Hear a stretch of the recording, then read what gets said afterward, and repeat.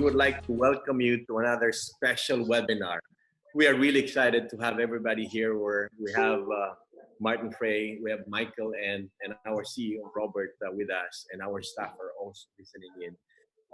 We will begin this special webinar with a word of prayer, and we would like to ask Jake, our RC from Luzon, to do that. And then I will just give a little introduction before I turn the time to our speakers. Jake? Okay, sir. Dear Heavenly Father, we thank Thee for all the blessings Thou hast bestowed upon us, our life, families, friends, and strength. We are truly grateful for them. We also thank Thee for allowing us today to meet and share our knowledge and time with one another through this webinar initiative from ACE Philippines. We ask Thee to bless this meeting today, that our minds will shift into productive and positive perspectives. In every situation we ponder in our daily lives, let the Holy Spirit translate Thy commands. We ask Thee that our speaker will impart his knowledge to all of us, and he may bless as he continues to bring his expertise to people who are in need. And these things we ask and pray sincerely in the name of Jesus Christ. Amen. Amen. Amen. Amen. Thank you, Jake. Well, once again, welcome everyone. Before I turn the time to Robert, who will give his welcome message and introduce our speaker today, I would just like to let everybody know we already have 115 joined in, and our regional coordinators are also having a Facebook Live so that more people get to watch this wonderful webinar. We will have a question and answer after the messages of our speakers. And so once again, do not type your questions on the chat box. Send it on the Q&A box. All right, there's a Q&A box so that we get to gather them, and then we will have a wonderful opportunity to read your questions. Maybe not all questions will be answered today, but we will make the most of our time and answer as many questions so that we learn a lot of things today. And then after the closing prayer, later on, we will have our virtual short mini reunion. We will promote as many as we can as panelists so we get to see them as well and say hi to everyone. And then I will give you an announcement, an exciting announcement of what the speaker will be. That's going to be very, very exciting. I'm going to give you a little hint. A and C. All right. So I'm going to tell you more a little bit about that after the prayer. We would like to welcome Robert. Thank you so much, James. Hello, everybody. I'm so happy to be able to talk to you through a virtual meeting like this. Is so exciting. I wish I could be there with you, and I wish I could be in the Philippines today, but you know, it's not possible. But at the same time, I'm really happy to be able to communicate to all of you. Today, we have a very special guest. Martin is a friend of many years. I know Martin since maybe 2004, 2005. That's the first time we met. Yeah. And we didn't communicate through many years, but then once again through the academy we got together, and we've been working together for maybe the last 2 or 3 years in the academy. You know, today is my pleasure to introduce Martin Frey. Martin is a world record holder. He is the only person who has climbed the 7 summits of the world. That means that the highest mountains of the world.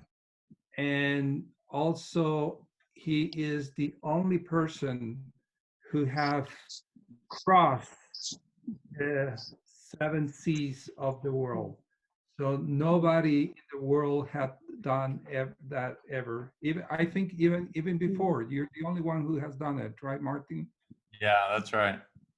Right. So it's a great privilege for us to have Martin with us today.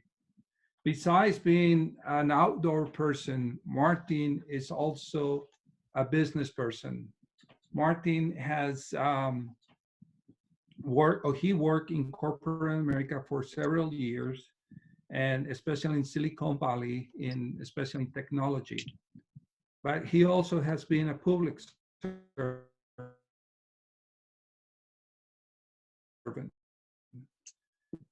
During the years, has the managing director for the Utah Office of Economic Development for Governor Hasman. Today, Martin is a mentor and a social entrepreneur, helping many small businesses to start and grow.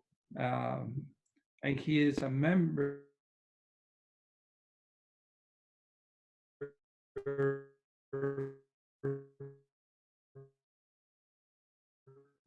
of creating the right mindset when facing difficulties and hard times. He has many experiences doing this as an outdoor man, but also as a business owner and a businessman and an entrepreneur. This topic is really important because I think with the current crisis, many of us are facing many challenges where we need to use our resilience and we need to be ready to face difficulties and overcome those difficulties. And I think Martin is one of the best persons who can share with us his experiences and also his knowledge. Like I said, not only as an outdoor person, but also as a business person, an entrepreneur, and as a social entrepreneur. So it's my pleasure for me to introduce Martin today and to be able to join him in this webinar for all the Philippines. Martin, thank you so much for being with us, and thank you for taking your time to share your knowledge. Oh, it's my pleasure, Robert. I'm really excited to be with everybody today. Thank you so much for having me, and I'm so sorry that we can't be together in person. I think being able to shake your hands and be close would have made this a little more fun. But maybe we'll do that sometime in the future. I wanted to talk today about a continuation of the seminars that you've already had. You had Rich Christensen talk about entrepreneurship. He's one of the great entrepreneurs. He's started 45 different companies, and one after the other, and has kept going. I have a lot of respect for him. He's a good friend. You've also had Jim Ritchie talk about the principles of leadership, and he's a great leader in his own right. And today, as I thought about how to bring this all together, and given the virus and the challenging times we're in right now, I thought that I would talk about the psychology of achievement and how that relates to taking on these challenges and enduring and all of that. And so I welcome any questions that come out during our discussion on the Q&A, but know that as soon as I'm done, we'll have an open discussion, and then we'll have some other opportunities to hear from my good friend Michael talk a little bit about some tools that may help you be successful right now. And then we'll have another Q&A at the end. So that's kind of the plan on how this will come together. Does that sound good? So let me share my screen if I can. Can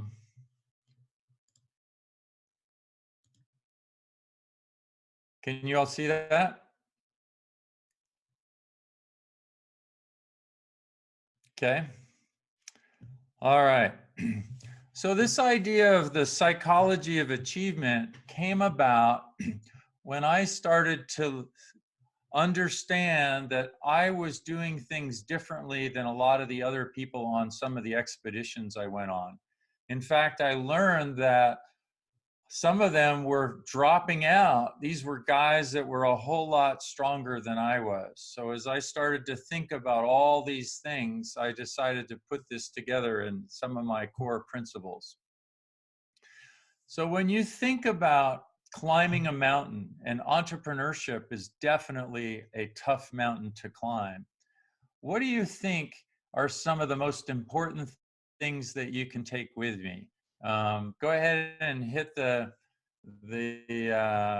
can't see the screen, but I can see the Q&A. So go ahead and just put it on the Q&A and put down some of the things you think are the most important thing if you were to go climb a giant mountain. Any ideas? A rope. Okay, I see rope. Rope is really good. You can see I've got a rope there for safety. I see lots of gear and a harness. I'm wearing a harness. Some tools, absolutely. An ice axe is sticking out of my backpack. I've got a helmet on, but none of these things yet are the most important. Any other ideas? Courage and strength. I love that one. And determination and commitment and willpower and sanity. Yeah, my wife doesn't think I've got a lot of sanity when I do some of this. I'd love to talk a little more about the determination and courage. Physically and mentally fit, perseverance. Food, actually, you know, when you get up so high in the mountains, your body doesn't even digest food anymore. It just starts consuming muscle. So food is definitely not one of them, but stamina and all of that come together. And they're all part of this psychology of achievement. We have to, though, this idea of attitude. That's really where I want to go. Thank you, Raquel. This idea that we are going to embrace the unknown, to take on this adventure and to really say, okay, I don't know how this is going to play out. It's very much like entrepreneurship. We decide to start a business, and then there are lots of challenges that we don't even know what we're going to face. But all of this comes together in this adventure-driven mindset. And it is the single most important factor that we can take with us. Now, why can't I move the slides? Let's see, there we go. So we all want to achieve our summit. And one of the things I want to emphasize is that in order for us to get there, it's a journey. It's not something that happens overnight. It's not building a business is also the same thing. It's not something we can do right away. All of this takes time. And there's a process. And that process is important for us to follow if we're truly going to be successful in achieving our goals and our business objectives. So I'd like to start off by going through some of these characteristics that I've learned that have enabled me to be successful on all these big challenges I've had. Now, I've never had to face a big virus, and we're all in this for the first time. But I do know that these principles are really going to help each of you. And we'll send this slide out to the whole group as part of this, but you can go through this with me. The first one is that we have to proactively change.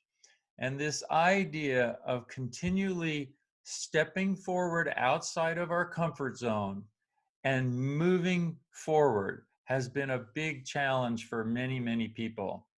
If you think about it, when we are fearful, we want to hold on to the past, to the identity of who we are and what we've done in the past that's made us successful. And that's a hard habit to break. But this whole idea of proactively change says, in order for us to succeed climbing our next summit or facing our next challenge, is we need a new recipe for success. And that means we have to change how we approach the problem or the challenge. And we have to think differently than we have before. And that's very hard for a lot of people to embrace. So that's number one.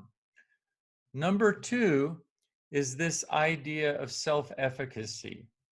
Self-efficacy is a big word, but it means the belief that I can do it. And self-efficacy comes from past experience, but it's the confidence that we carry forward as we take on a new challenge. I know that I can go sail around the world partly because of my sailing experience, or I can go climb a big mountain. But as we bring that experience to bear in entrepreneurship, it's like, hey, I know I can sell to a customer. So when I go in to meet with a customer, I just know I can close this deal. And it both happens, it's both a belief and an appreciation for what's happened in the past. Does that make sense? Number 3, self-determination. What self-determination means is that if I'm not even told how to do it, I can figure out a path to achieve my summit. I'll find a way, and I'll keep trying until I figure it out. Sometimes when people hit an obstacle or a big challenge, they then hunker down and they don't try new things or constantly keep trying. And so self-determination is crucial if we're going to get there. The next key to success is resilience. We all face failure and setbacks, and there are lots of areas where we're not good at yet, and we have to constantly try and learn by failure and trial. And resilience is the ability to recover from setbacks. It's the idea of picking ourselves up from and getting back on course and making the decisions that we need to do to get on course and navigating again. The 5th one is knowing your why. A lot of times when it gets really, really hard, we doubt and question, why are we putting ourselves through this? As we're struggling to get our business going, it seems so hard because we don't know where our next paycheck may be coming from. We have to remember our why. I remember climbing Everest and not always wanting to be there. It was so hard. And I had to go back and remember that if I succeeded, I'd be able to be talking with you all today. And that really was my why. I wanted to be able to inspire others to achieve their goals in life. Number 6 is delayed gratification. This idea that we need to resist the life's distractions. Social media is a big distraction. Gaming is a big distraction. Family can be distractions. All the things that get in our way of being focused on building our business and deferring a short-term reward for a bigger long-term reward. All of that goes into what self-determination or delayed gratification really means. The next one is this idea of grit. They've studied all of the famous Olympians, and they've studied all the great operas or musicians and all of these amazing people. And they realized that it wasn't intellectual differences. They were all pretty smart, but not super smart. What made them achieve the best that they could be and reach their potential was this idea of grit. Sustaining over time, day in and day out, the practice regime that they needed to be an Olympian, or the principles of the business, and constantly applying them again and again, over and over. And that's a lot hard for people to do because we all don't always stay focused on the things that we need to. And then finally, this idea of being deliberate. And being deliberate is about identifying weak areas and then laying out a very specific plan to strengthen our weak areas or our weaknesses, and also focusing on our strengths and turning our strengths into strategic advantages so that we can achieve our stretch goals or we can achieve our business goals in life. Those are the 8 characteristics that have really differentiated a lot of people and how they become truly successful. So that's all part of the psychology that we need to incorporate if we're going to be a business success in spite of all the challenges we're facing right now. So let me just throw this out really quick. If you have any questions about this page or what's on this page, post a question real quick and I'll try to answer it. And before I go on and tell you some stories about how these principles all played out in my life and in my adventures.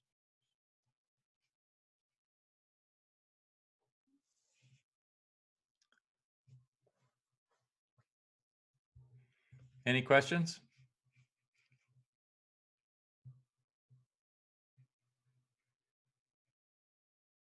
Okay, I'll go on. I'm not seeing any questions posted. Am I doing it right?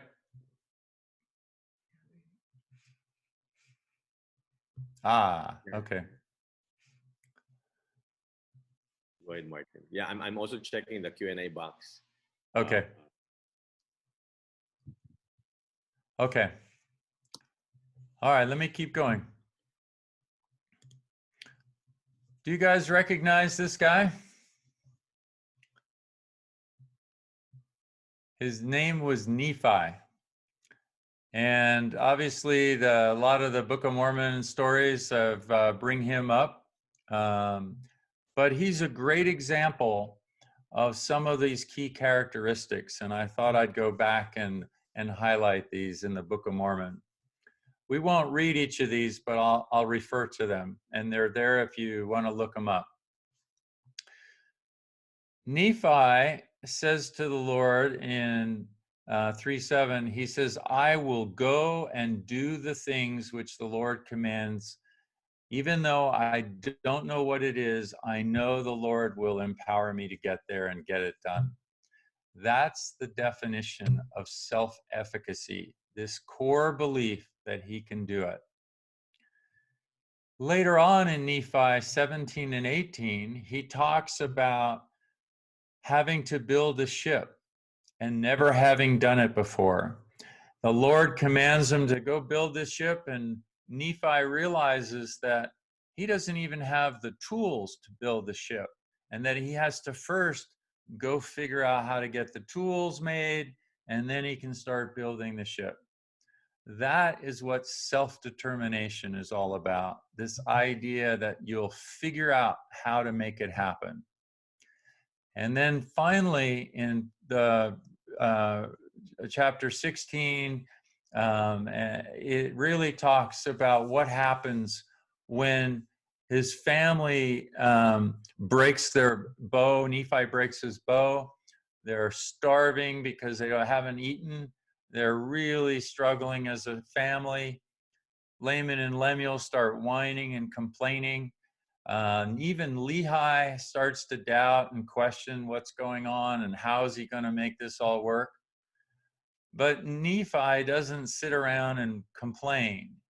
He gets and figures out, okay, I'm going to figure out how to make a bow out of wood, and I'm going to go then find a way to feed my family, which he does. And so all of that comes together in a way that is a great example of resilience. And I love Nephi because self-efficacy, self-determination, and resilience all play out in him as a great leader. When I went and saw Everest, I went on a business trip to India, and I flew up to Nepal, and I chartered a plane, and I flew around the mountain, and I saw this mountain rising up above the clouds, and I couldn't believe how big it was. It was beyond me. There was no way I could ever even think about climbing that thing. It was just so gigantic. But a couple years after that, I started to think about it again. And I was like, I wonder what it would take for me to start climbing that mountain? What would I have to do, and who would I have to become? And so I put myself in the picture. I stepped into my vision and I made it my Everest. And this idea that I could one day climb Everest. So I started to train in the mountains and build the skill set that I needed to be able to be successful. And when I got to Everest, I had to learn a lot of physical skills. And then I went and practiced on Denali, the tallest mountain in North America. And I went to try to climb this mountain, which was 20,000 feet. I don't know how many meters that is off the top of my head. Maybe somebody can take 20,000 divided by 3.14. But Denali is the tallest mountain in North America, and it's very close to the Arctic Circle, meaning it's very cold. It's actually colder than Everest. And my buddy and I decided we would fly in and land on this glacier you see in the middle and begin to climb this mountain. And we had to pull a big 25 kilo pack.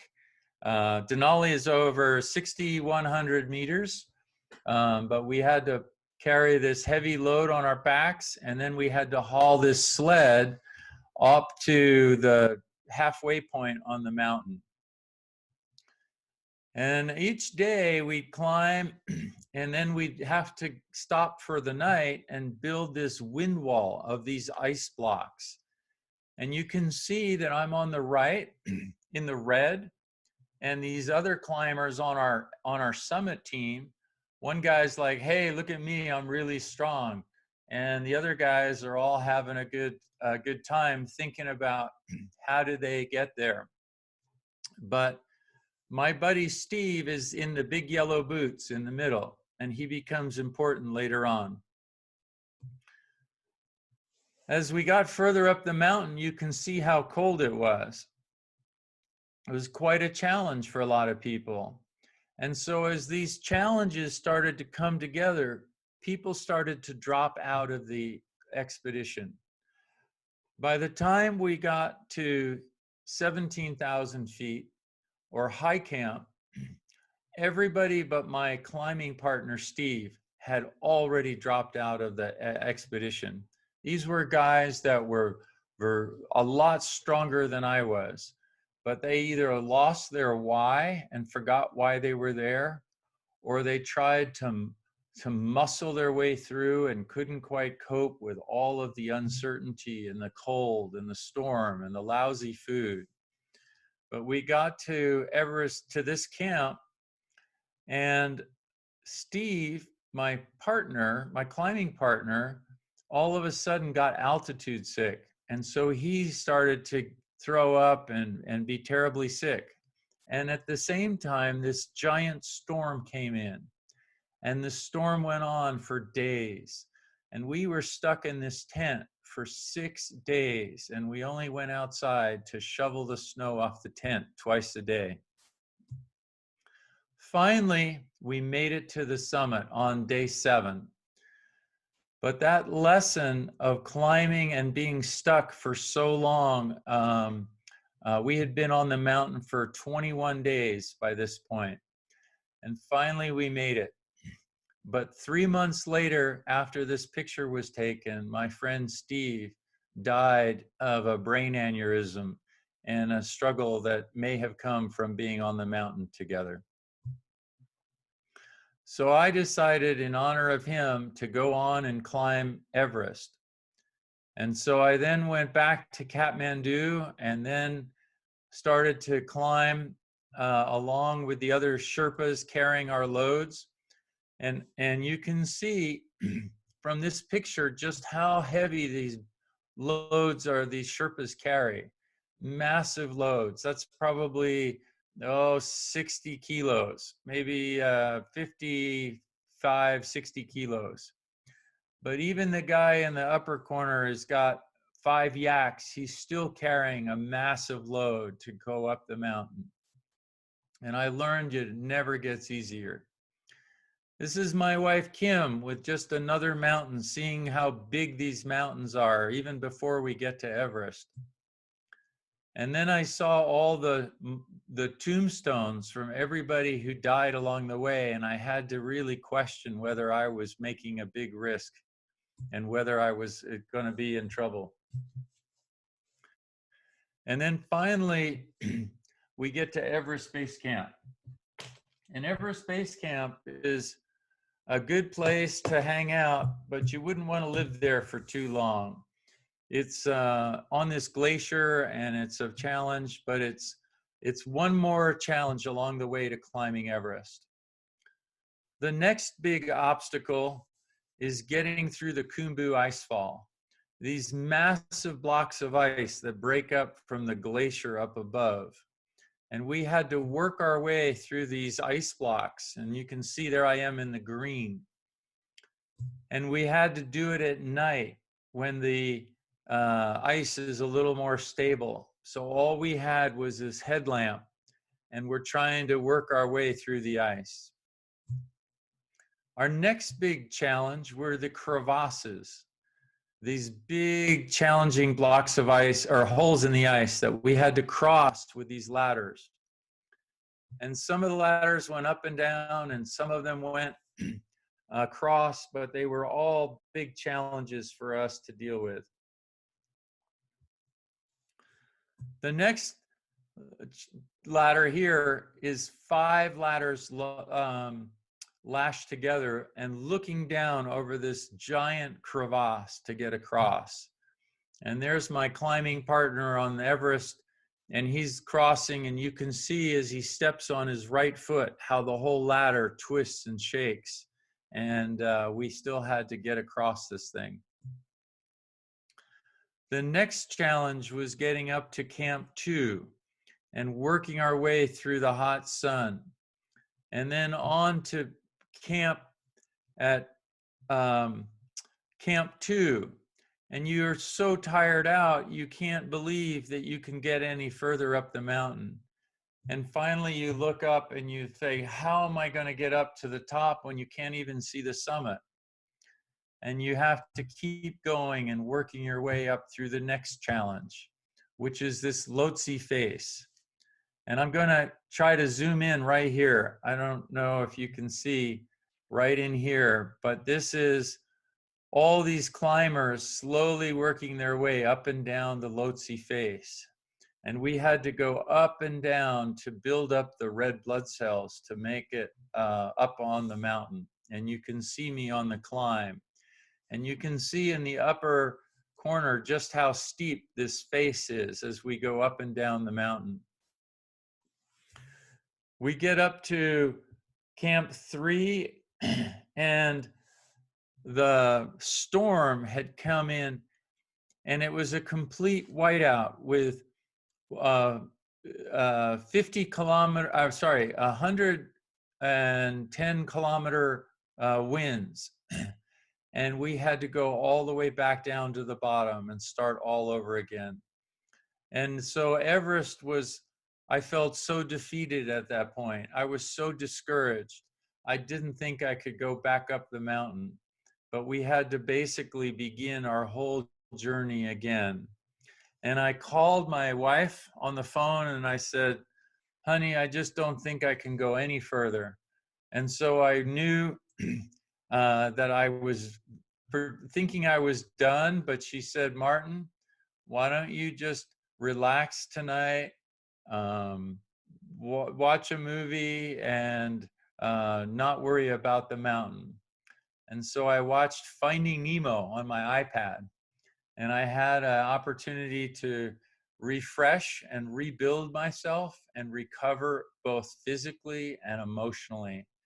And I learned that this is important, that we need to do every day when we're under so much stress as entrepreneurs, to really build ourselves up personally, whatever way works for us. And then I climbed back up to Camp 3, and then we went up higher now to Camp 4. And you look up and you start to see the real technical part of the climb. This idea of having to get from Camp 4 up to the summit is a whole series of objectives. And each of those objectives breaks down into rope lengths. And each of those rope lengths break down into steps. And each of those steps break down into breaths, because you have to breathe maybe 5 or 10 times between each step as you work your way up the mountain. And there I am. You can see I'm wearing my oxygen mask, and we're heading up towards the south summit, slowly making our way up the mountain. That's how cold it is on Everest. And you can see I'm working my way along the ridge line to then start working up what's called the Hillary Step. And I go up the mountain, and we had to work with the team as a team to know which rope to use as a safety line. And then you can see how close I am. You can see the prayer flags at the summit. But I'm so hunched over because it's so hard to take every step. I'm barely making it one step at a time. And it was so painful that I had to keep going and get there. And then finally we make it to the summit and celebrate. I took out a sign and I told my family I love them. I honored my friend Steve, who died and was my partner taking him to the summit with me. And I took out a flag and I planted it, a university flag, on the summit of Everest, because I wanted all the students to get all the education that they could in life, because it'll take them anywhere they want to go. And so I looked out over the world, from the top of the world, and I had this great sense of accomplishment. This idea that I had figured out how to get there. And so my identity of who I was and what I could accomplish actually changed. I realized that if I could climb Everest, maybe there were more things that I could do. And so I set out to take on other challenges. I went to Antarctica and I climbed the 7 summits. And when I got to Antarctica, I looked out over the Antarctic plateau and I realized I had climbed all the tallest mountains on each continent, and that I really had a chance to just enjoy that moment and appreciate what I had accomplished. But I didn't want to lose my momentum. I wanted to keep building and build on what I had done. And so I set out to cross-country ski to the South Pole. And for days on end, we crossed the Antarctica and dragged the, about an 80-kilo sled behind us as we went across the ice. I also had a family back home, and I had to balance my love of adventure for my family. And our daughter Lily is disabled. She's in a handicap wheelchair. And so we decided that we would try to sail and learn to sail as a family. And so we practiced where it was really calm. And then we set out to go through the South Pacific and to go through the Panama Canal and sail all the way to Australia. And so we set out to cross, and we had a different kind of a team. And I had to accommodate the team that I had and rethink about how to keep everybody happy and cross the oceans. We got to see some beautiful places in the South Pacific. We had a beautiful time and sometimes, but we also had a lot of uncertainty. Here I am diving with sharks and not knowing whether they would attack. And dealing with the storms and all the things that go wrong on a boat were constant drain and something I had to constantly face and be challenged by. We got to Fiji, and this is what a school bus looks like on the island of Fiji.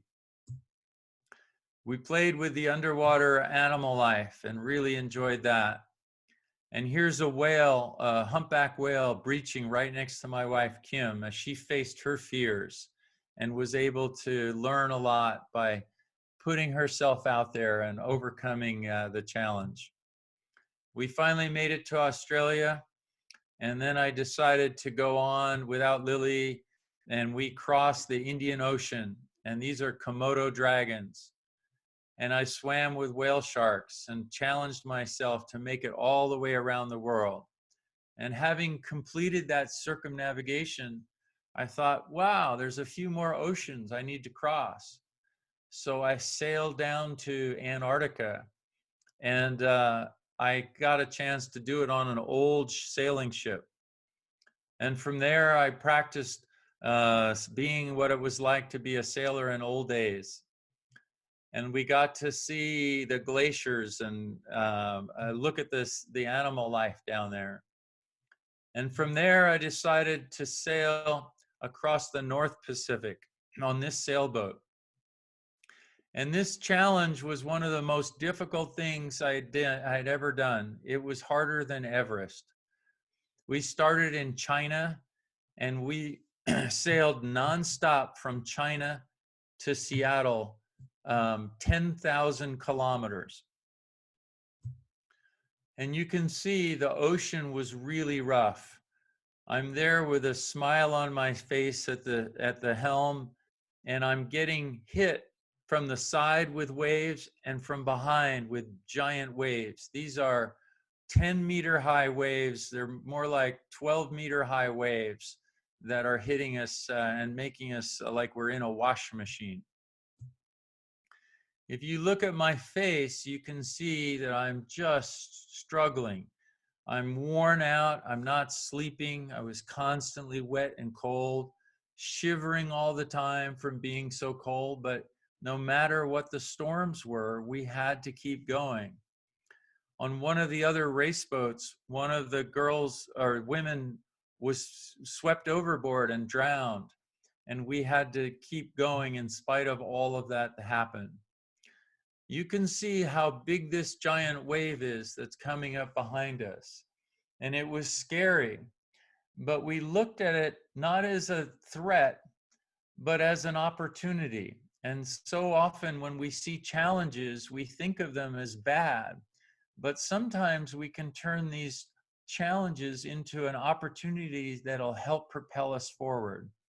And if you look at this next picture, you can see that wave pushed us down the wave really fast. And so all of a sudden, what we thought was a problem turned into be an advantage for us and help us go faster. Finally, as a team, we came together and we were able to make it across the land.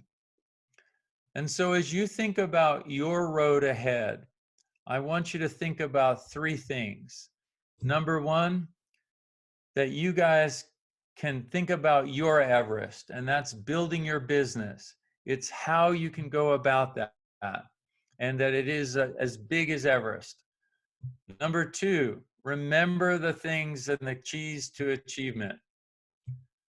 Number three, remember that sometimes it's like navigating through the fog, and you have to just go forward, even though you can't see the future and you're not sure how it's going to play out. And to remember that sometimes the sun will peek out and you'll see a little further. It may not be a bright sunny day, but you're step by step, you will find a way and you will keep moving forward.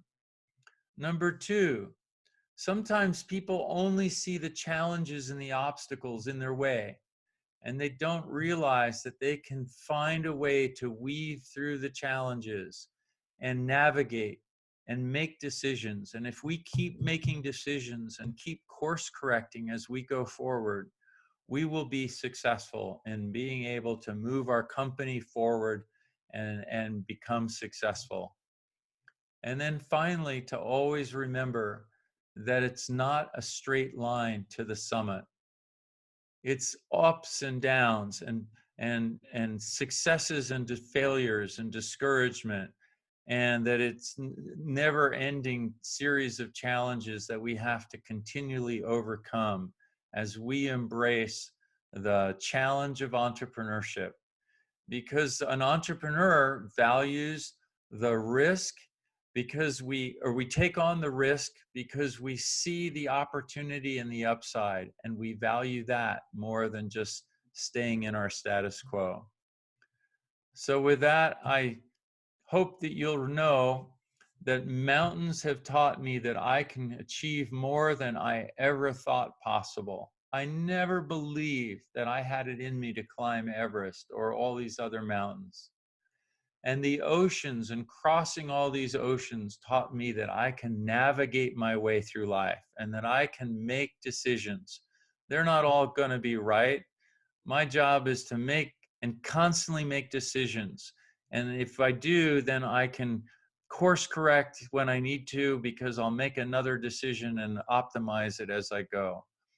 And that's the true sign of a successful business leader, that they recognize when they've made a wrong decision quickly, and that we're resilient enough to get back on course and get the company going in the right direction, in spite of all the changing circumstances. I know that we're in a really tough environment. I know that it's hard. We've lost all these customers and nobody's buying. And so we're constantly able to rethink, how do we go forward? So I hope that each of us can think about how we can dig deep and how we can embrace the Lord's help to enable us to achieve our goals in life. And I know each one of us has it in us to be able to achieve those goals. So with that, let me ask if there are any questions about some of my challenges and what I had to face and how that applies to entrepreneurship.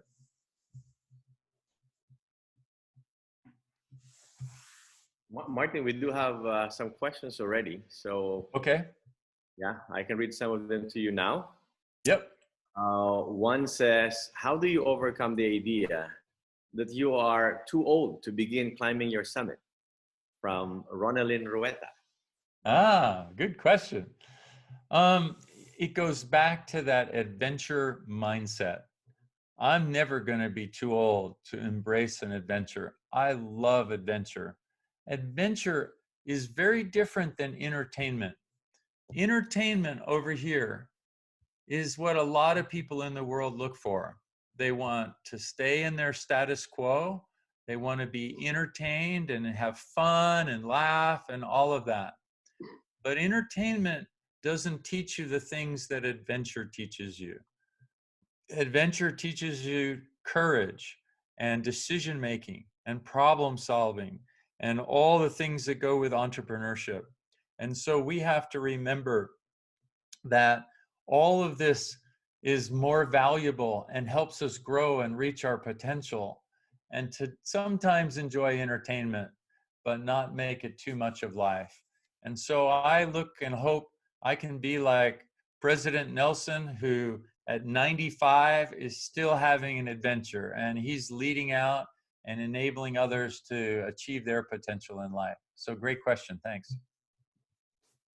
Oh, here's another one, Martin, from Dude Suwiko.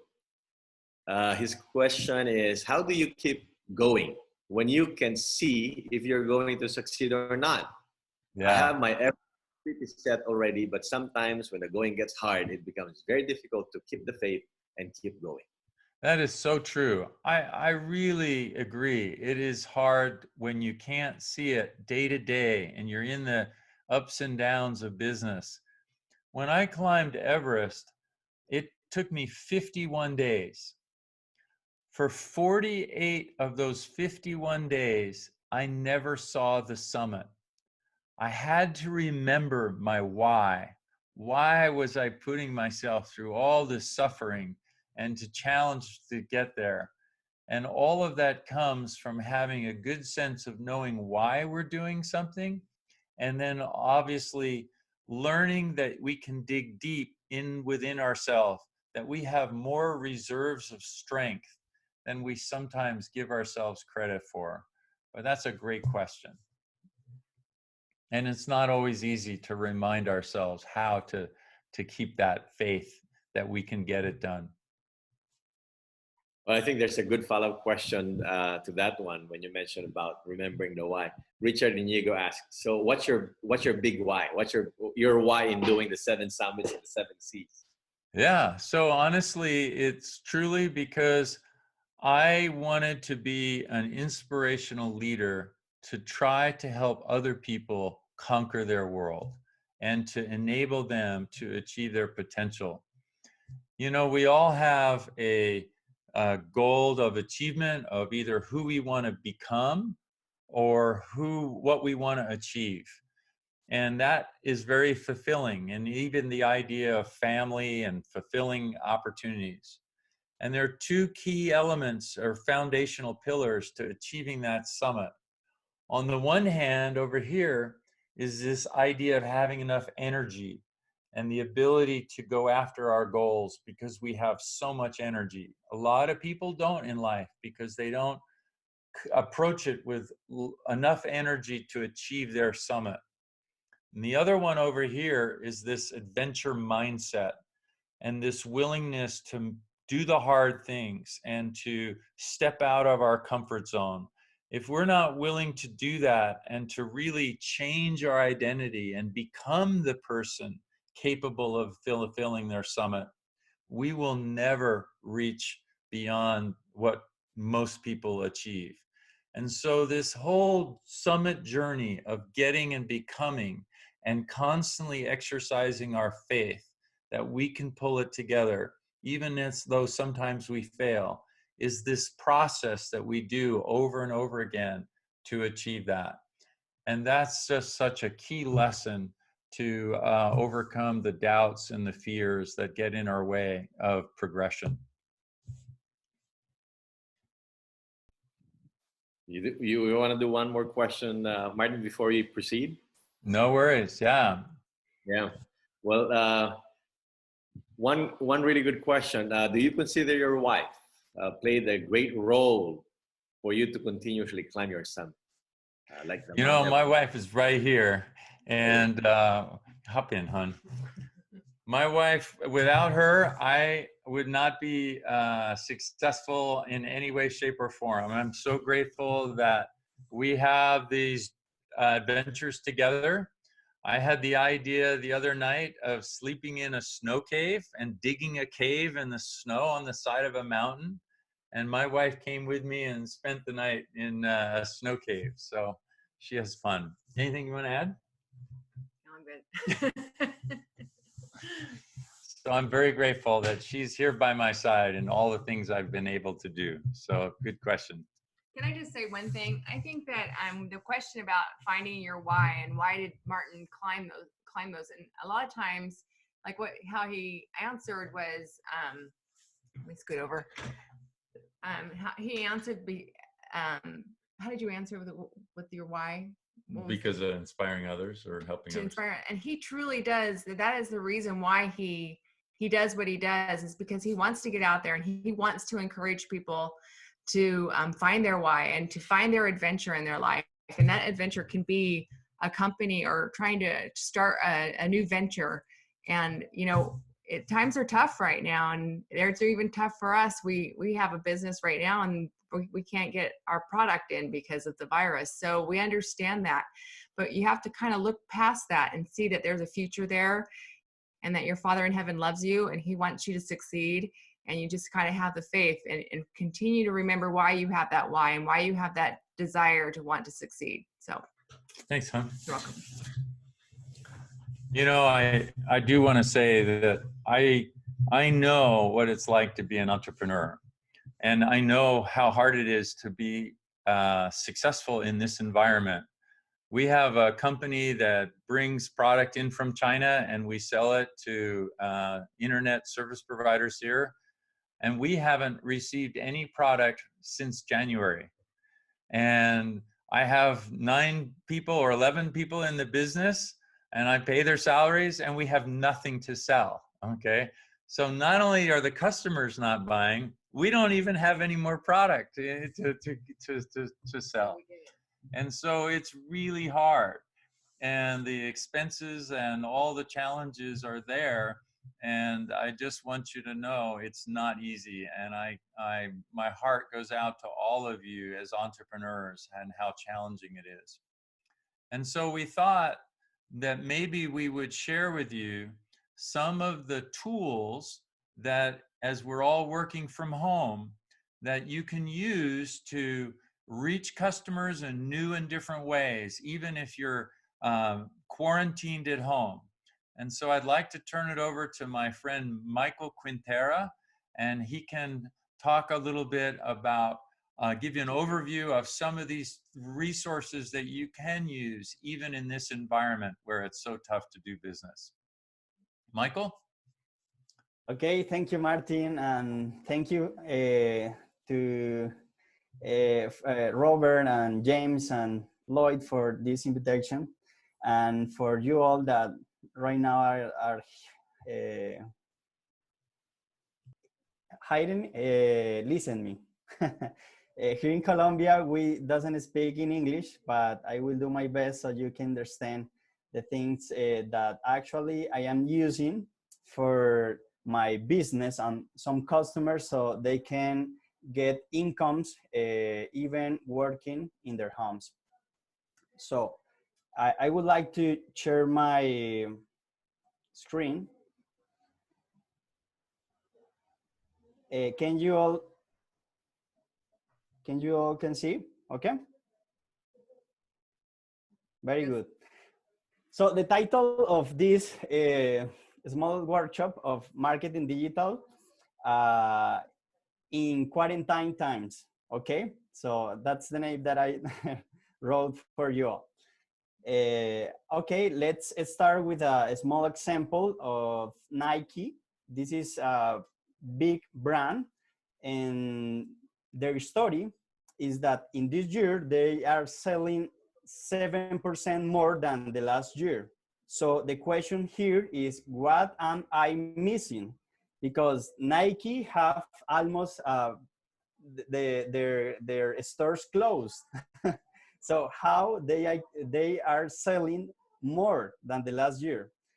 So the answer is that they are using online store, e-commerce. So I want to share with you some platforms that you can see and learn and use so you can sell your products and offer your service also.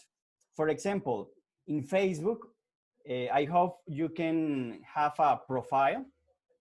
And if you look at this, if you click here, you will find this option called Marketplace here.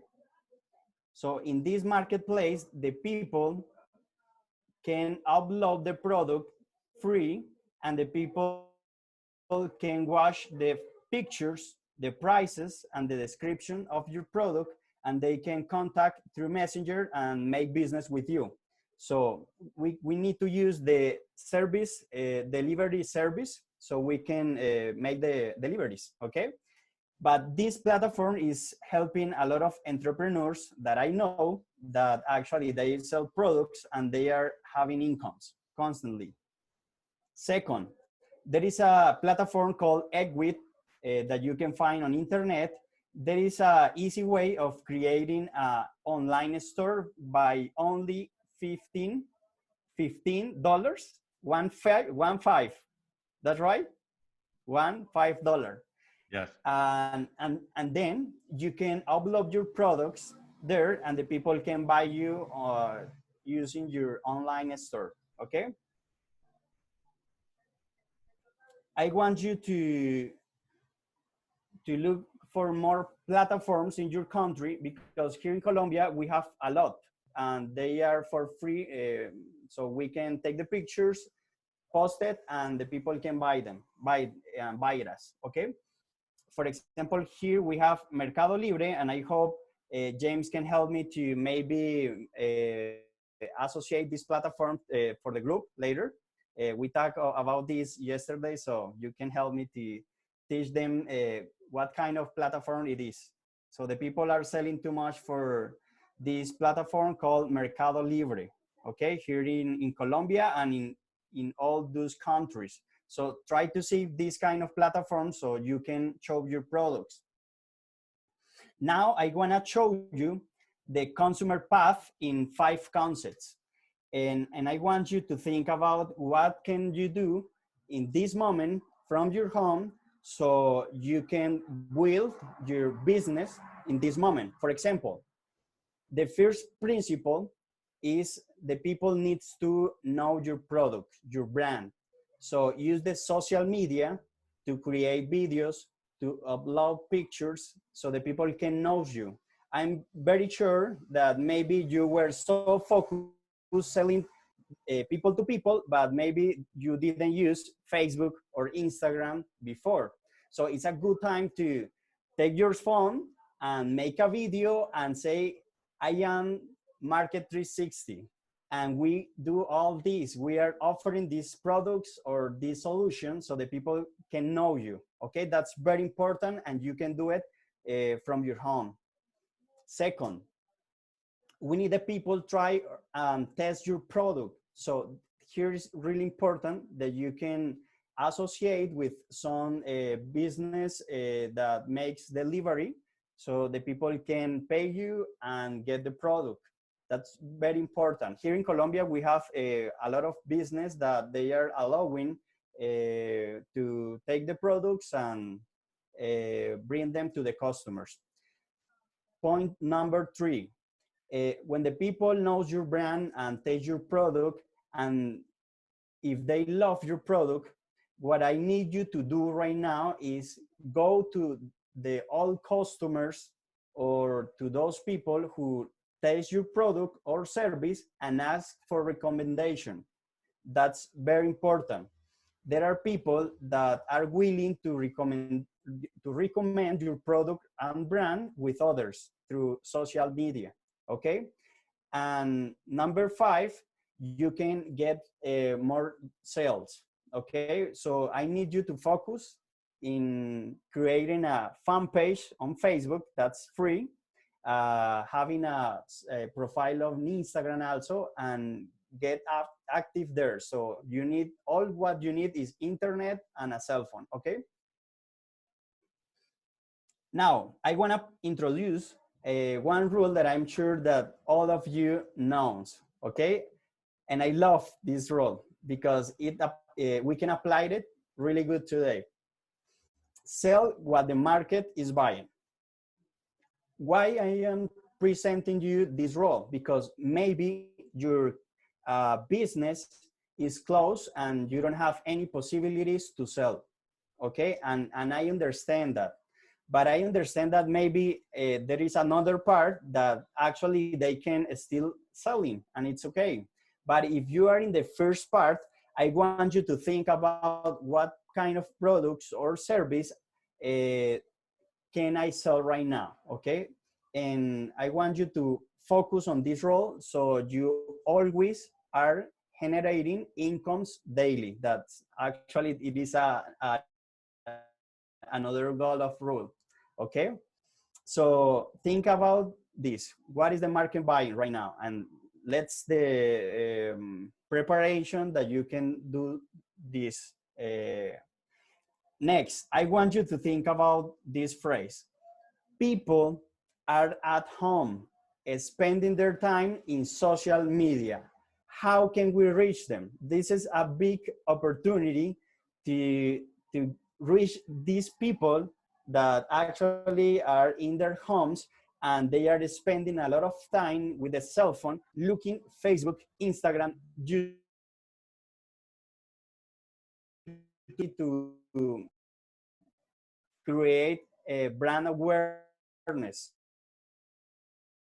so the people can know you. The answer for this is that we need to make digital prospecting. That's the new way that we can generate new customers. And I want you to think about this, and I want to show you some examples about one business that I know and how they are prospecting digitally. For example, look at this business. They sell food. Okay, with the cell phone, they record a video about their product.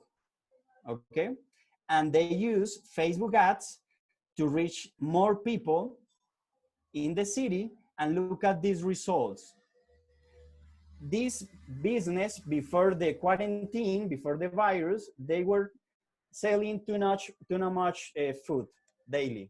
But when they applied Facebook ads or marketing, digital marketing in their business, they start selling 200 products daily.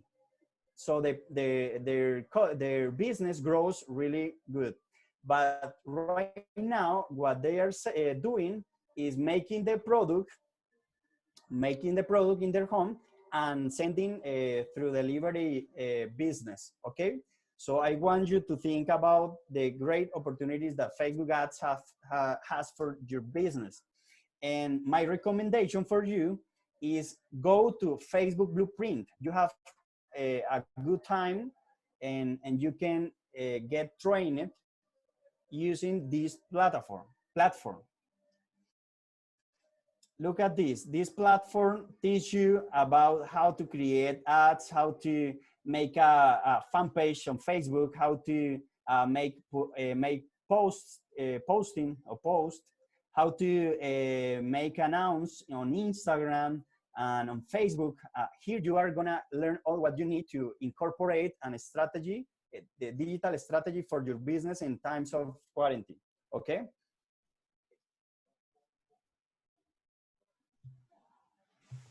Thank you, Michael. Michael and I met when I was coming back from Antarctica, and he was a missionary in Argentina. And the mission president told me that this is a young man who has a great potential, but he's going back to his city with very little opportunity, and nobody will hire him because there are no jobs. And so we ended up creating an opportunity for Michael to go to the ACE Academy in Mexico City, and it changed his life. And he learned the 25 rules of thumb and principles of business, and he overcame the challenges. He had some health issues he had to work through and overcome. He had to have back surgery. How many times, Michael? 5 back surgeries. And he struggled, and he wanted to get married, but he didn't know how he could take care of his family. From there, he finally got married, and his first business didn't do so good.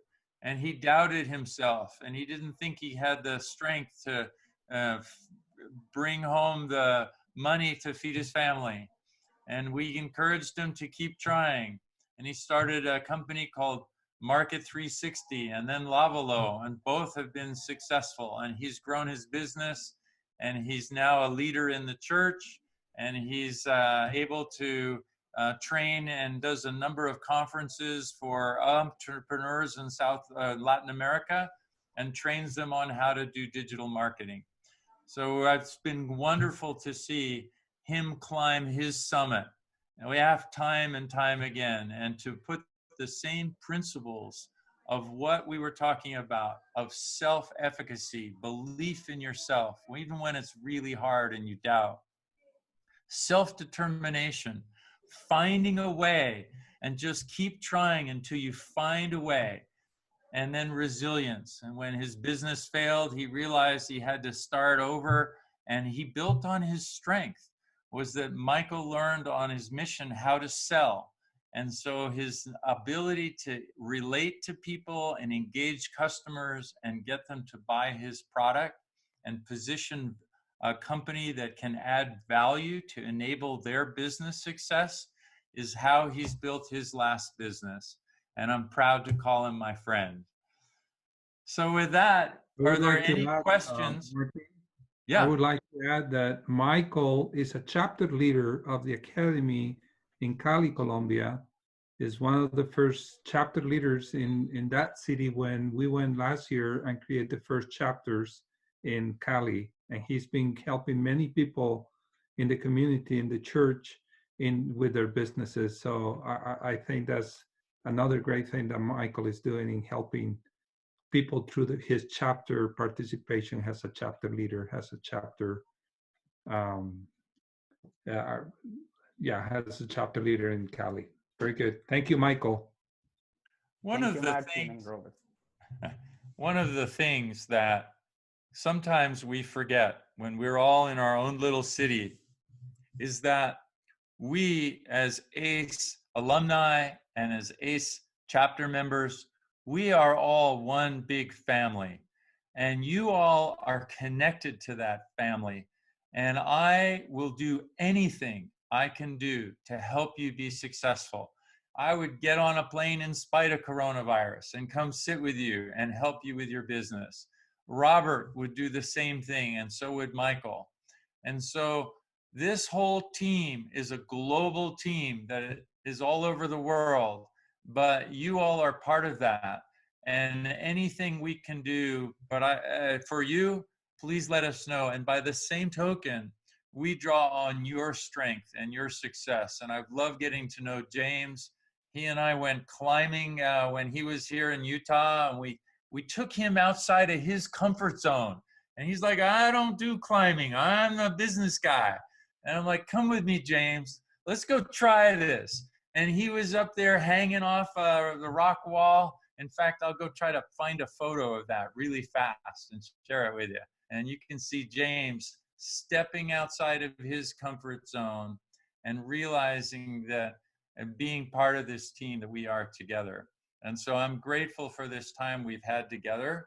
And I'll turn it back over to James unless there are questions you want to talk to either Michael or ask Michael or myself.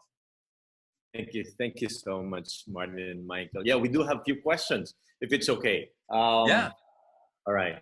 Yeah, we have some for Michael. We have some for Martin. Here's one, Martin. One says, on delayed gratification, what are some of the things that you had to deprive yourself to stay focused and reach your goal? Yeah. So the first thing, it took me 11 years to climb the 7 summits and sail the 7 seas. And I had to have a job for the mountaineering parts, but to do the sailing part, I had to leave my job for 3 years and sail around the world. So this idea of recognizing that I couldn't be a business success, I couldn't be a CEO during that time of my life was hard, because I gained a lot of satisfaction out of running companies and doing those sorts of things. But that was tough. By the same token, I get seasick really easy. I have always struggled with being seasick, and I don't know how many of you guys have been seasick, but it's miserable. And there I am out on the ocean, and all I want to do is throw up, and I've thrown up in every ocean of the world. Okay, think about that, guys. Not many people can claim that. Okay, but to do 7 That must be a world record, let me tell you. That's right. That's right. It's miserable being seasick. I hate it. And unlike when you're on a mountain, even when it gets cold and stormy, you can usually put up a tent and wait out the storm. But on a sailboat, no matter how seasick you are, and then when there's a storm, you have to be out on deck, trimming the sails and making the boat go. There's no place to hide. And that's why it's so hard, because you're cold and miserable, and I wasn't sleeping, and I was seasick and throwing up, and I'd have to keep working. And we would be on deck for 4 hours, and then we'd try to be off watch for 4 hours, on watch for 4 hours, round the clock, nonstop for a month. And that was really, really hard. Thank you. Thank you. Well, we have one question for Michael, then I'm going to go back to you, Martin, again. Michael, they have this really, this is a good question. Will you continue to teach us digital marketing? So they were saying, and I know that we talked about this yesterday, but it seems like they would like to have a separate session with you. So what do you think, Michael? Yeah, I will be very happy to meet with you all again and can guide you like step by step, so you can make your own campaign on Facebook, Instagram, and can get more sales right now. I'm really willing to do that. So let's figure out the date and the hour, and I will be prepared. There you go. Thank you so much, Michael. And we'll definitely send you a message and we'll make this happen. We'll make this happen for sure. Another webinar with you. And we're so grateful that Martin introduced you to all of us. And I know that everybody's inspired. Everybody's thinking of great ways to make wonderful use of our time during quarantine. Maybe even tap another business opportunity doing this. So you're the man. Thank you. Welcome. Martin, here's a great question. Will you recommend the idea of start before you're ready as a way to go out of the comfort zone? Absolutely. I think there is a place that you have to be ready enough, meaning I could not have climbed Everest without having climbed other mountains. I had to become the person capable of climbing Everest. But you're never really ready for all the things that are going to confront you. So you rely on your experience. When we went through the Panama Canal, it was this point of embarking, this point where you cut the anchor and the safety rope. You have to go 8,500 miles. It's like a whole lot of kilometers to get to Australia. There's not a marina or a spare parts store or anything in between. And there are reefs and dangers and deserted islands in the dark and all these things that can cause problems. So you're never ready. But you have to trust yourself that you can learn as you go and that you can solve the problems you're going to encounter. And so, yes, absolutely. Stepping out of your comfort zone is definitely taking those risks, but they're managed risks. There are certain things you'll risk and certain things you don't want to risk.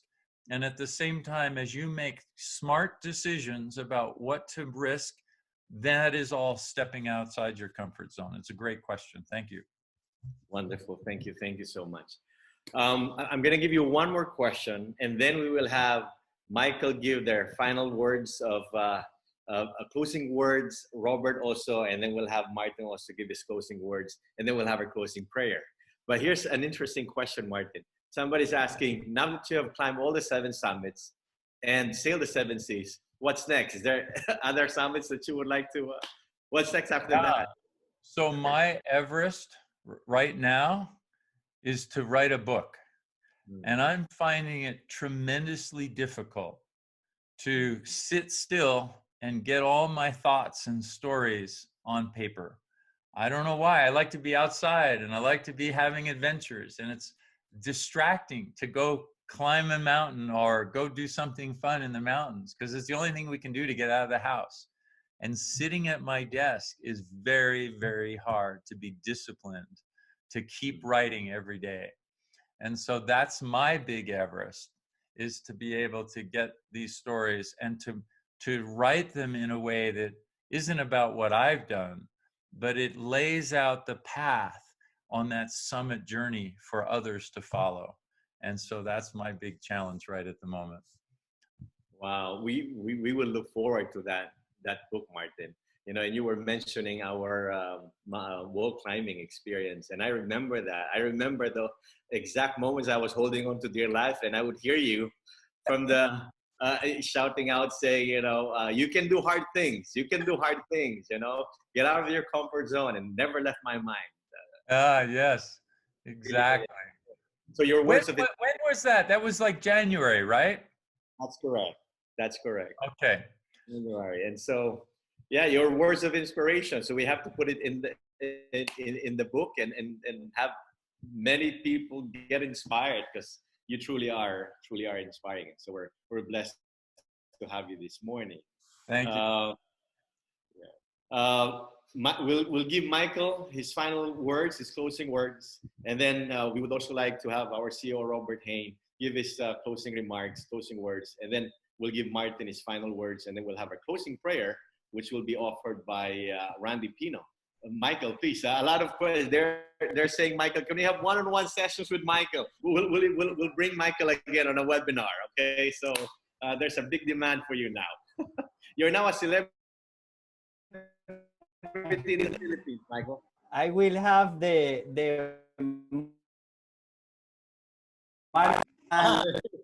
my final message for you all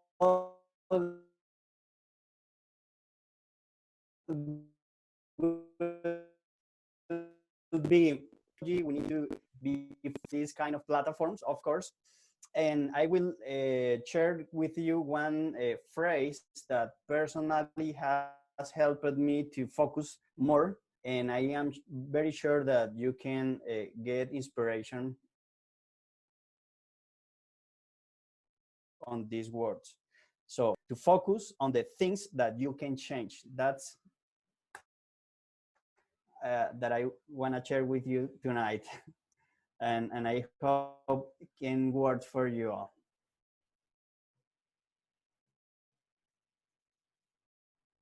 Thank you, Michael. We hear from Robert. Thank you, James. I want to take just a few words to thank Martin for his time. Thank you so much, Martin, that was an excellent presentation. Thank you. In the name of the Academy and in the name of all the people in the Philippines, I can say thank you for your time. It means a lot to us that you have done this today. My final message to everybody is, I think we need to remember the importance of having faith in these difficult times. The Lord Jesus Christ once says, the things that I have spoken unto you, that in me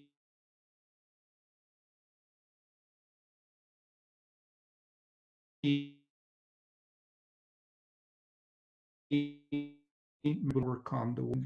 I know that for a fact. They're going to pass.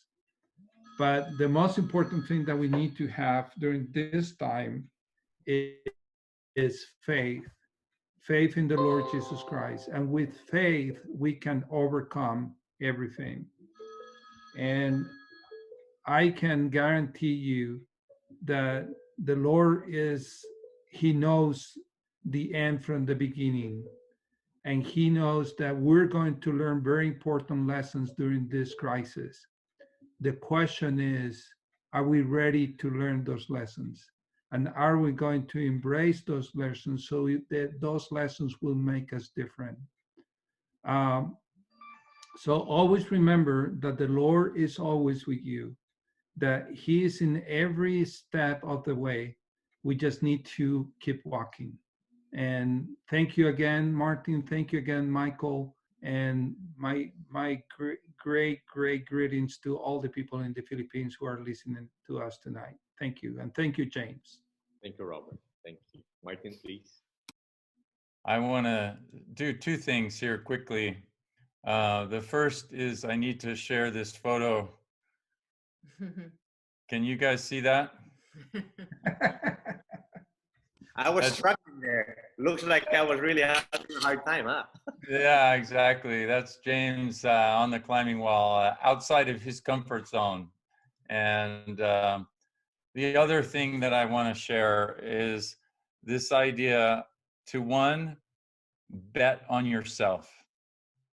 I would bet on each of you. I know it's hard, and yet I will bet on you.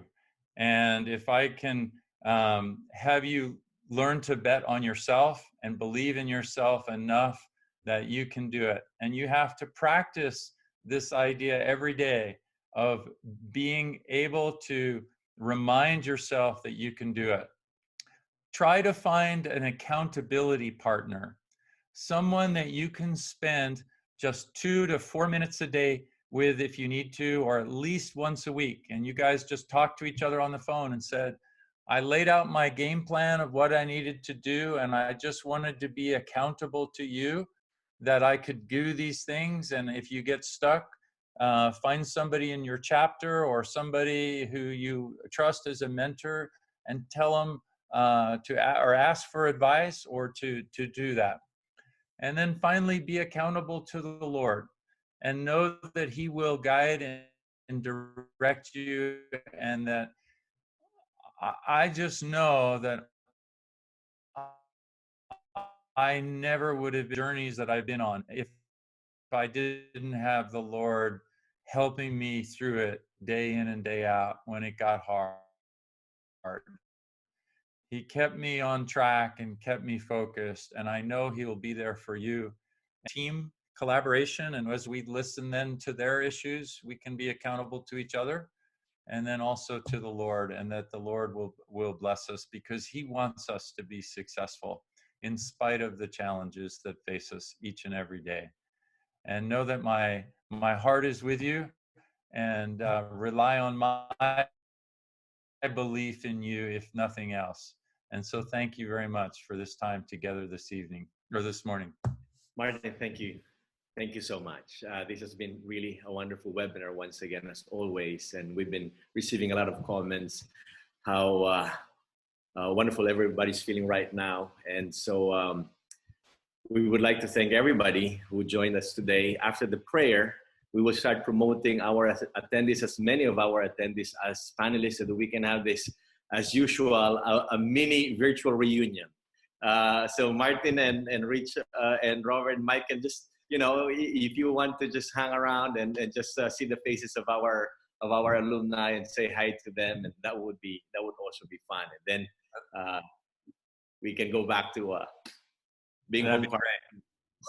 Being home quarantine. All right. So I don't think Randy's available. We'll have Lloyd, I think, give the closing prayer. Lloyd, thank you. And then after your prayer, we'll see some of our friends who are joined in, as much as many that we can promote as panelists. So Lloyd, please say the closing prayer. Thank you. Our dear Heavenly Father, we thank you for this wonderful privilege to learn a lot of things from our speaker, especially Martin Frey, for sharing his wonderful stories in life. We thank the Father for keeping us safe and be productive this time of crisis. We ask thee thy blessings to please protect every one of us, that we'll all be safe, guided, and that we will always continue to explore and reach our summit. Please bless everyone that will be able to share blessings to other people too. And all the things we pray in the name of thy Son, Jesus Christ. Amen. Amen. Wow. Thank you. Thank you. All right. So this is the fun part too. We get to see our panelists, our attendees. So I know it's going to be limited. Martin Frey is messaging, thank you to everyone. Keep climbing. Woohoo! So where are they, Lloyd? Where are they?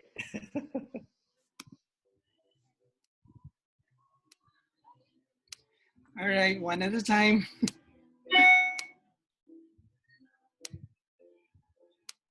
Oh, Jennifer Marsan. Oh, this would be fun to see you, Jennifer. So we hope that you can turn on your video so that we see your faces, your real faces, and not the photos on your screen.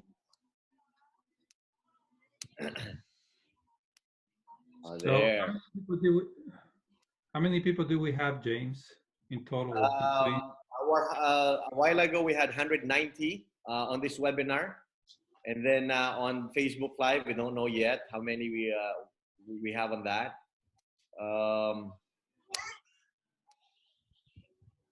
Usually we got more through Facebook.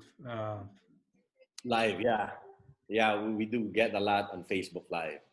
Oh, there's Randy. There's President Jaime. Wow, from Bacolod. That's great. Great to see you. Kent and Suzette are also with us. Nice one. Sharing their monitor. Ate Mona is there. Ayo, you have to turn on your video. We want to see you, Ayo.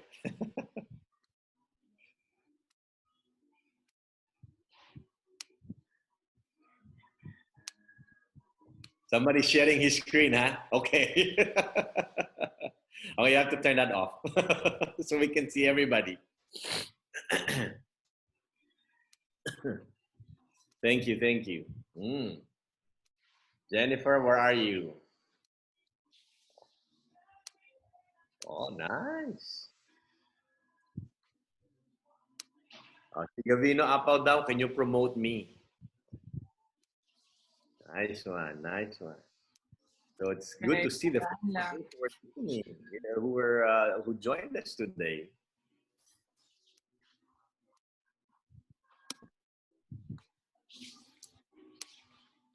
Oh, nice. Good to see your faces. Then we'll have a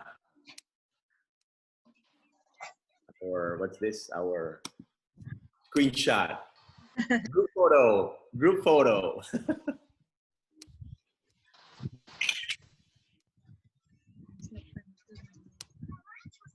Magsalita daw kayo. President Ed Feliciano. Please unmute. So say hi. How are you? Hi. How are you? Thank you, Martin, for your very wonderful presentation. And we are very grateful for that. And Michael, thank you for that wonderful digital prospecting.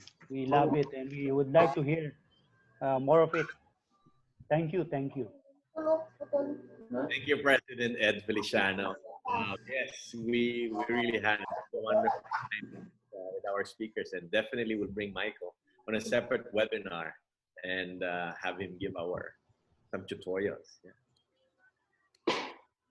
O baka may tanong kayo. Parang wala kayong masabi ha. It was wonderful. Okay. Go, Cherry May. Oh, hi. Go ahead. Hi.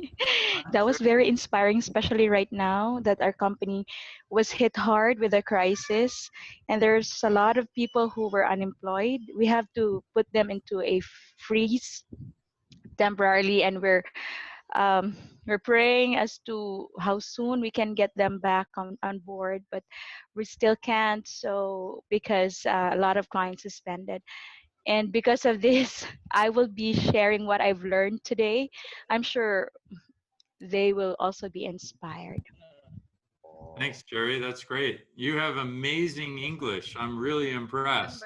Thank you. Oh, it's really, really good. I don't know how you manage that.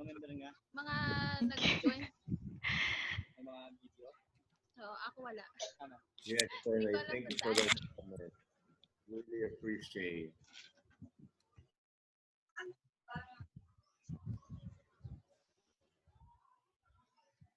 Wow. So we're back to just having fun, looking at each other's faces, huh? Yeah. You get to see our family's faces like 24 hours a day. Now it's a little break. We get to see other people, Yeah. you know, just like us, locked in their rooms, locked in their houses. So this is Brother fun. James, can we possibly have a recording of this too? Because I've been imagining sharing a part of this with the team. Yes. Yes, We Sherry May. badly needed it Um, right Get in now. touch with your regional coordinator. We have what we call Okay. the Philippine virtual support website. It's a temporary website that it's running right now. And all the video recordings of the previous webinar, including this webinar, give us probably like, I don't know, 3 hours. I can post this tonight. And just listen to it over again, share it to as many people so that they too get blessed with So we will give you that link for the recording. We can share this even to non-member friends, right? You can share it to non-member friends. Okay. Thank you. they will definitely benefit from this. Wow. Who else would like to say hi?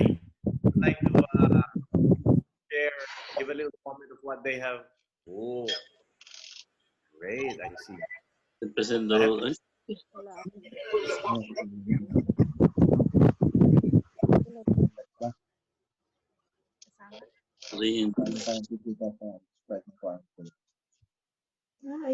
Start video. Erwin Boycer is here. Hi, boys. Good to see you again, my friend. Hindi kasama sa record. Looking forward to the book from Martin also. There you go. Yeah. You hear that, Martin? That's a little Yeah, no pressure. me too. No pressure, Martin. I can't wait. Oh, I have to do something. Oh, yeah. Okay. My husband and I were watching the pictures you shared a while ago. My husband actually loves adventure too, but not as much as you do. Well, he was inspired with what you shared. Oh, thank you.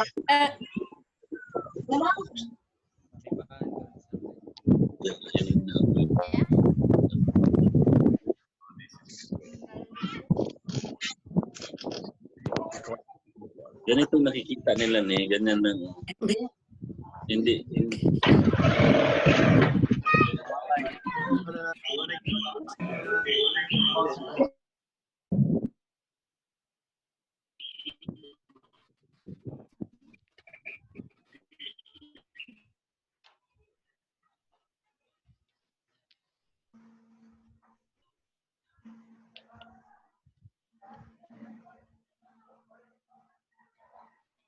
For me, I'm so thankful that I've gained so many insights. I've taken notes. What kind of business? What kind of business do you have, Lenny? Oh no, as of now, I'm the school principal here in our community. But I'm thinking because a while ago when I was listening to your presentation, one of my sons said, Mama, I think you should start a business, especially in cooking, because he likes my buffalo wings. Ah, buffalo wings. Wonderful.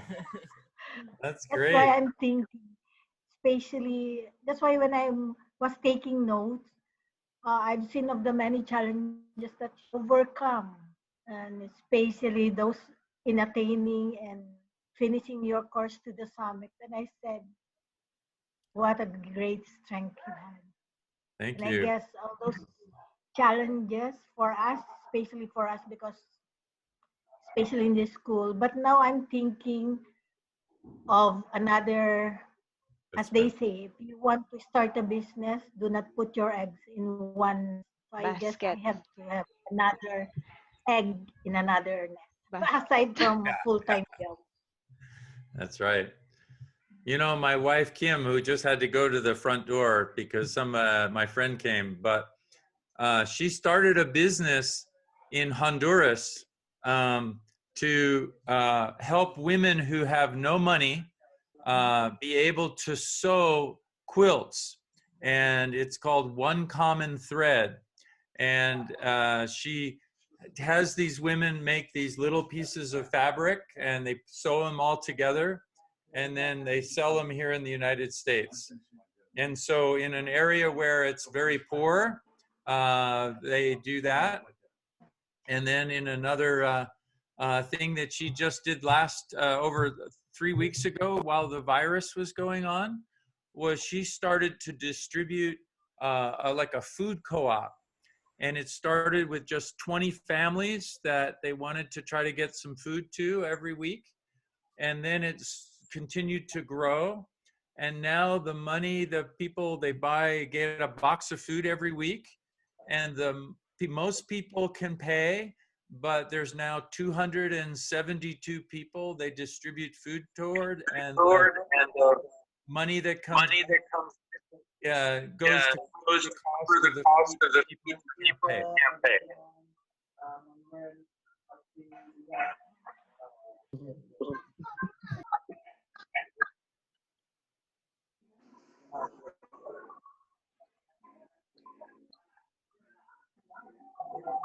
I can see your hand.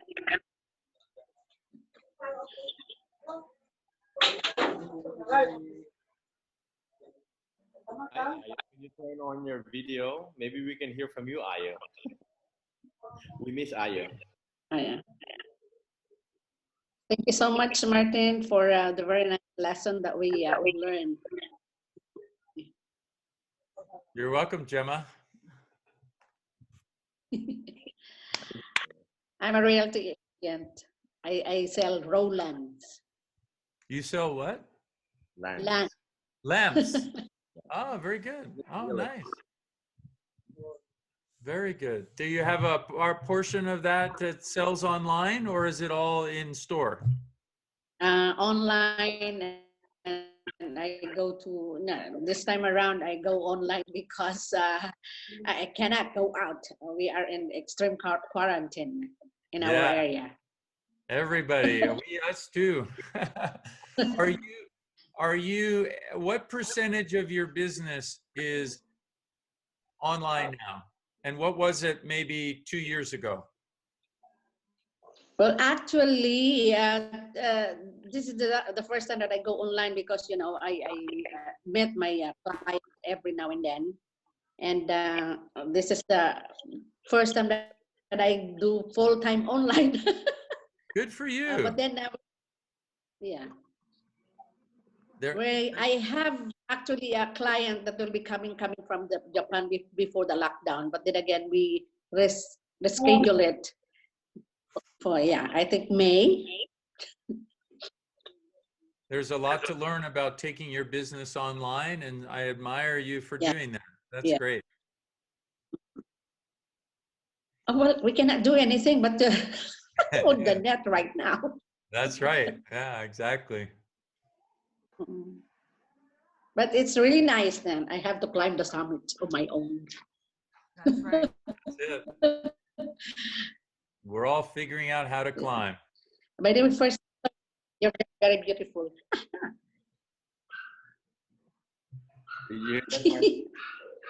What's that? She says Kim is very beautiful. Ah, yes, she is. Yeah. She's my inspiration, my muse. Thank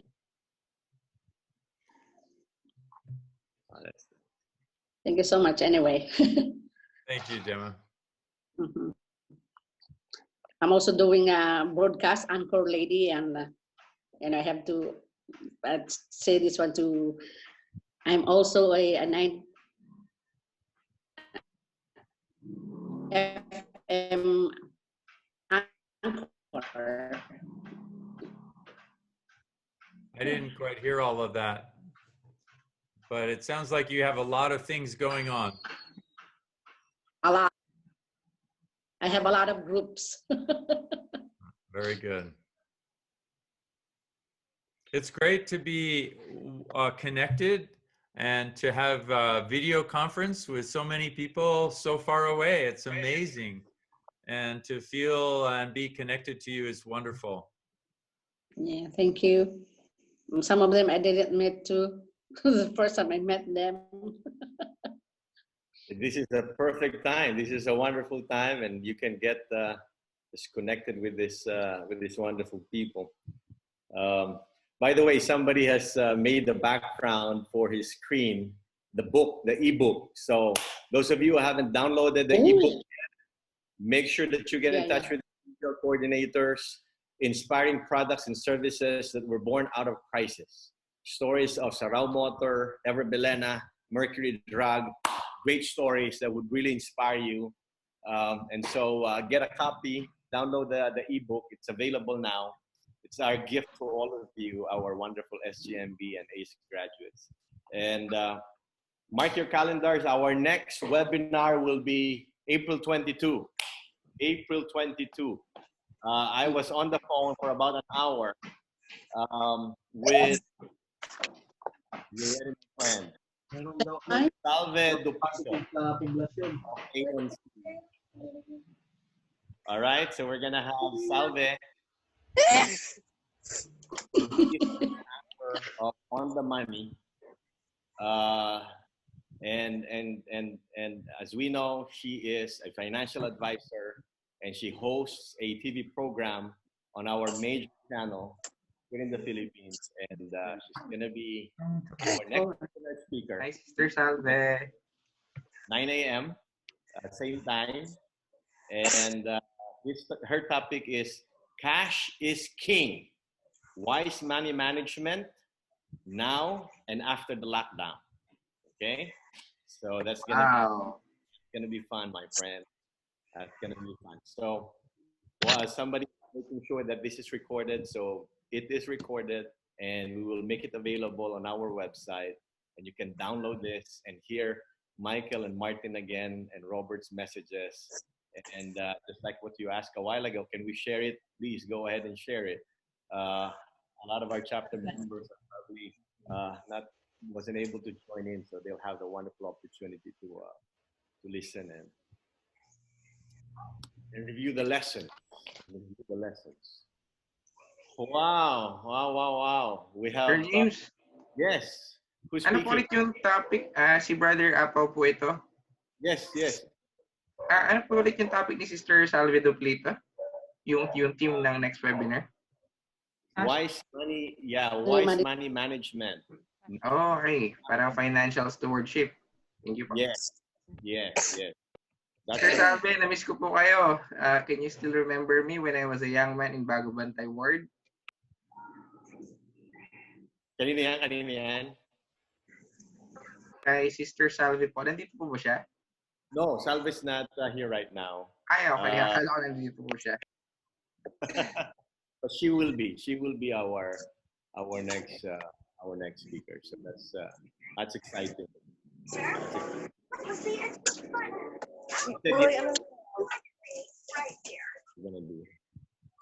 Robert, thank you so much. If you need to. Thank you all. I need to go. Yes, I know. Robert probably needs to go. It's such a pleasure to meet you all, and thank you for letting us. Thank you all for joining this webinar. And good night over there. It was great to have you. Thank you, Robert. Good night. It's nighttime. Oh, good day for you. Good night for us. Yes. Yeah. Thank you so Bye-bye. much for the inspiration today. My pleasure. Thank sir. you. Bye-bye. Bye-bye, everyone. Oh, thank you.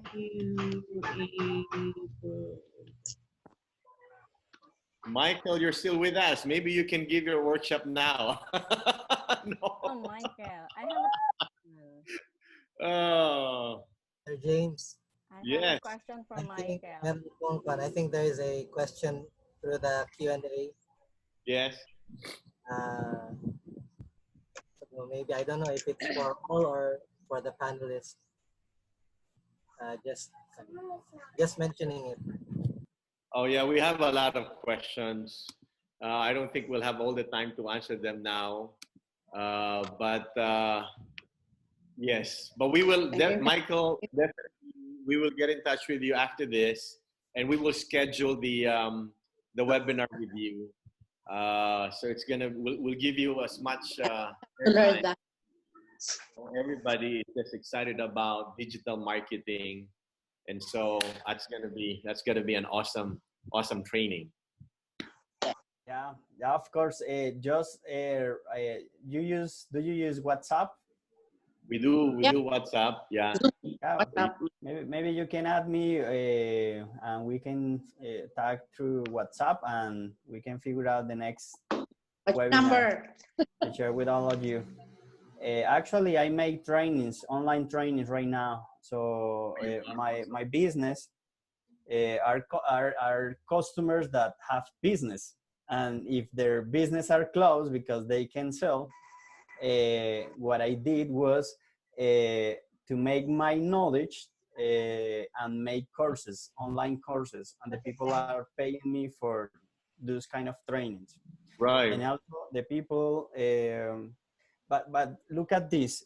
What all of you can start making right now is creating a fan page on Facebook, Instagram, and use your cell phone. I use too much this cell phone to create video contents of too much value, so that people can apply to their business. And if they see that that works for them, when I am gonna sell them a online course, they will be willing to pay for that, because they taste a little part of value content.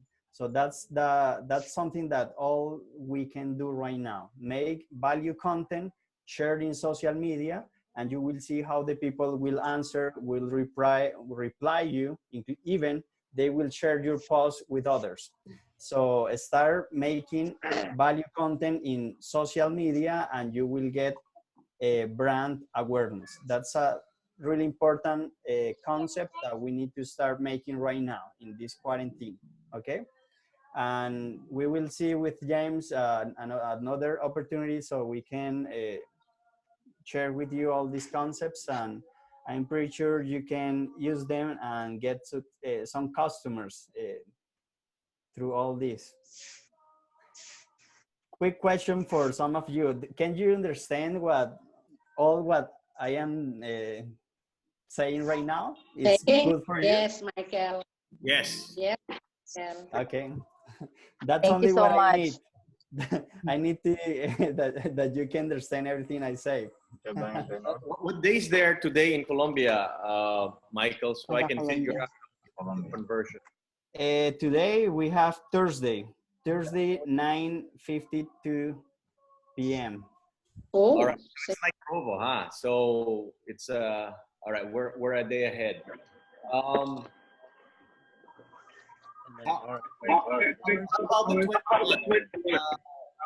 20th? Michael. April 20th. That's gonna be and April 29th for you. Will that work?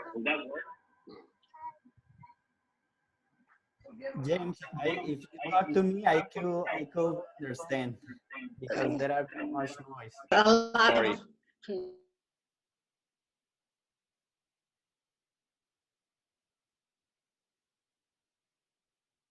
Monday, April 20, nighttime for you, is Tuesday, April 21 for us. So will Monday, April 20, same time that we had right now, will that work for you? Okay, Monday. Monday, April Monday. Okay. I think it works for me, actually. I have a workshop 23, 24, 25, so we don't have problem on April 20. Yeah. So when we started today, when we started at 9, what time was that for you? 8 o'clock. 8 o'clock. 8 o'clock. So it's 8 o'clock for you, 8 p.m. for you Monday night. It's Tuesday 21, 9 a.m. for us. All right. So there you go. Here we go. Let's have that. So those of you who are still listening in, so mark that on your calendars. A digital marketing webinar with Michael for the Philippines. That's April 21. That's a Tuesday, 9 a.m. Okay? Yay. Thank you. That's the day before Salve Duplito. All right? So we're going to have back-to-back. So we'll have, okay, there you go. Michael already wrote it down on his planner. So it's a date for all of us. Digital marketing. All right? It's a date for all of us. That's very nice. Thank you so much for that schedule. The sales money. I'm not going to make Michael go without the schedule. So thank you, Michael. So that's 20th for you, 8 p.m. That's Tuesday, 9 a.m. for all of us here in the Philippines. Okay? Okay, I'm ready. So I send you to my Facebook profile, so you can add me and you can follow up all the content I am sharing with my friends on Facebook, and it works really good for me in these times. So we will talk about all this on 20 April, 8 p.m. from Colombia, 9 a.m. Thursday from Philippines. Yeah, Tuesday for us, Tuesday. Awesome. Tuesday. Okay. So, Oh, it's a date, Michael. It's a date. Everybody's excited about this one. It's So a date. yeah, we'll spread the word. We'll spread the word. And we have a lot of people still joined in, and they're now marking it on their calendars. And we will make sure that we send out the invitations, and we'll have this webinar recorded again. And so we'll have the expert teach us about digital marketing. Wow, Michael, thank you so much. You have been. thank you, James. To you. I will prepare the invitation so you can share it for groups of WhatsApp or whatever you use. Okay. All right, we'll do that. We'll do it. I gotta go, but it was a pleasure. All right, we will send you. We will email you the webinar ID for this one. Okay. So I don't know if Lloyd has your email ad. Does Lloyd have your email address? Yeah, he has my email. So. All right. Thank you so much, Michael. We'll let you go, and we'll see you Monday, your day, Tuesday, our day. Thank you, Bye-bye. Michael.